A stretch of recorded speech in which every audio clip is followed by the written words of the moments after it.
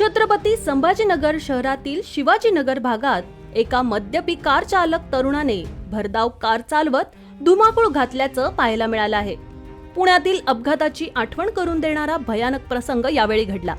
यामध्ये कार चालकाने बेफाम कार चालवत 4 चाकी आणि 6 टेबल आणि हॉटेलच्या ओट्याचा चुराडा केलाय. शिवाय त्याच्या कारचंही मोठं नुकसान झालंय.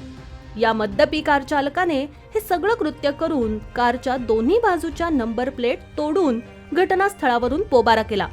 यानंतर घटनास्थळावर नागरिकांचा मोठा जमाव गोळा झाला. कार चालक नशेत असल्याचंही प्रत्यक्षदर्शींनी सांगितलंय. पुण्यातील हिट अँड रन प्रकरणाची पुनरावृत्ती छत्रपती संभाजीनगरमध्ये होण्यापासून थोडक्यात ही घटना टळली आहे.